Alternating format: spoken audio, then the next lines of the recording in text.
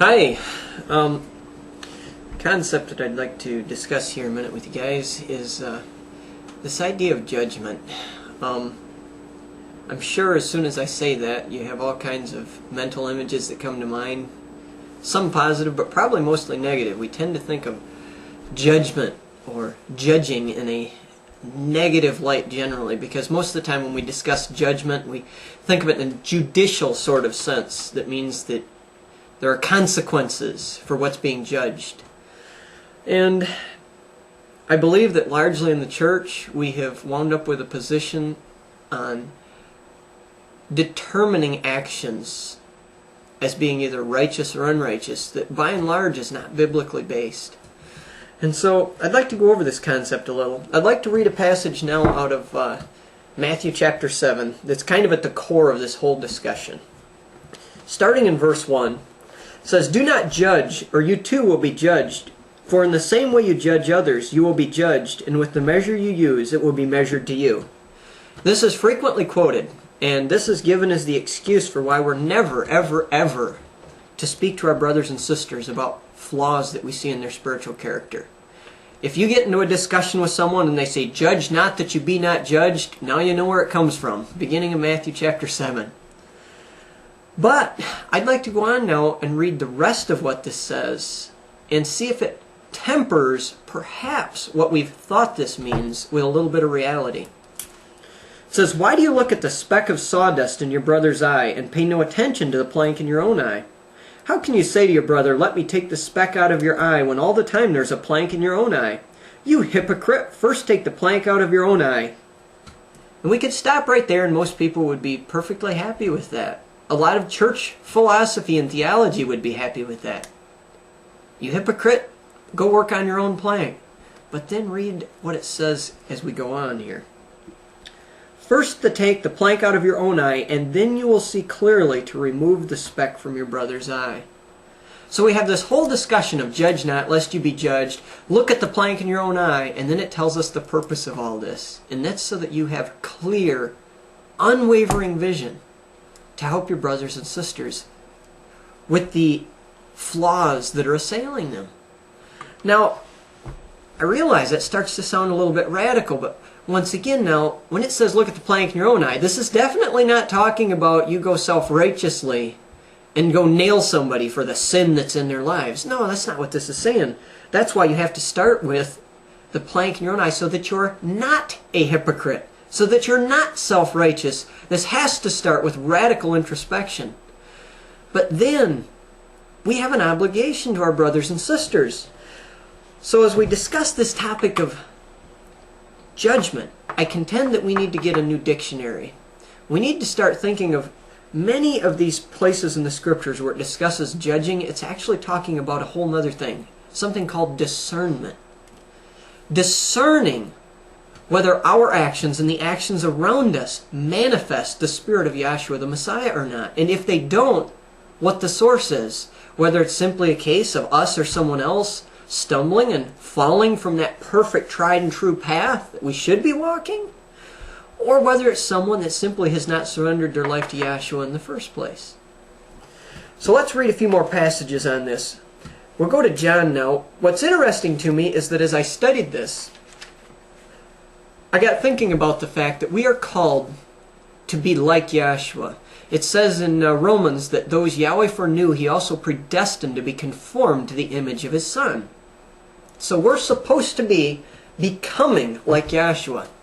And so as I thought about this, I thought, well, it's very important then to find out how did Yahshua interact on this topic of judgment per se, when He was dealing with people around Him, because this has to be our model.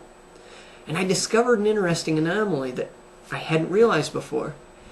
As far as I can tell, Yahshua never declared the eternal state of a person while He was on this earth. He never said, "You are going to go to hell."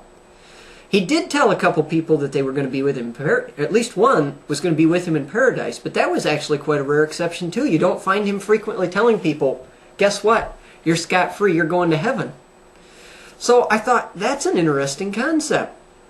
So I started digging into it a little more, and I do believe that His approach to this should in fact be the model that we follow. So, starting in John chapter 8, verse 15, it says, "You judge by human standards. I pass judgment on no one." This is Yahshua speaking. It says, "But if I do judge, my decisions are right because I am not alone. I stand with the Father who sent me." So what can this possibly mean? Think about this once. The Scriptures, especially the New Testament Gospels, are just loaded with passages of Yahshua just blasting the religious leaders and hypocrites of his day.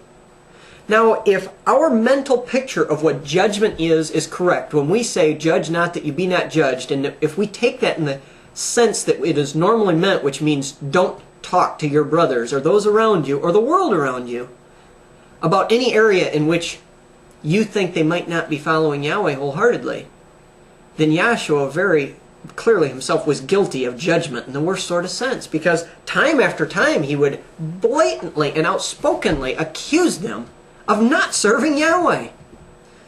And then he makes a statement like this where he says, "But I judge no one." And you think, how can this be true? The way this can be true is if our definitions of what judgment are off. Once again, I believe that what he was saying here is, I have not come yet to pass judgment on anyone at this time. Now that becomes more clear when we get down into the next passage I'm going to read a little further on in John. This is John chapter 12. Starting, let's see here, we'll start in verse 44. It says, "Then Yahshua cried out, 'When a man believes in me, he does not believe in me only, but in the one who sent me. When he looks at me, he sees the one who sent me. I have come into the world as a light so that no one who believes in me should stay in darkness. As for the person who hears my words but does not keep them, I do not judge him.'" Think about this. He's talking about someone that totally rejects him, and yet he says, "I do not judge them." And then he goes on, "For I did not come to judge the world, but to save it. There is a judge for the one who rejects me and does not accept my words. That very word which I spoke will condemn him at the last day." So he's clearly saying that in his first coming, he did not come to judge the world. He came to bring salvation. But that's not always going to be the case. He says, "The very words I spoke will condemn him at the last day." So there's two judgments that he's talking about here. He's talking about discernment, and then he's talking about judgment in the judicial sense. Now, it becomes very clear further down in Acts, we'll go to a couple passages here in a minute, that Yahshua is going to be the ultimate judge at his second coming. At his first coming, he came bringing the way to salvation and deliverance. But if we reject that, ultimately he will return as the judge seated on a throne, wielding a gavel. So, Acts 10. This is interesting because this is the apostles in two different places I'll show you here describing how they understood Yahshua's function in the body to be at his second coming. Acts chapter 10, verse 42 here. It says, "He commanded us," he being Yahshua, "to preach to the people and to testify that he is the one whom Yahweh appointed as judge of the living and the dead." This is the man who said, "I judge no one," and yet the day is coming when he will be judge. Now going on over to Acts chapter 17, a similar statement is made.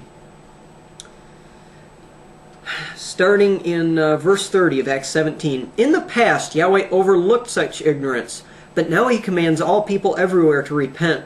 For he has set a day when he will judge the world with justice by the man he has appointed. He has given proof of this to all men by raising him from the dead."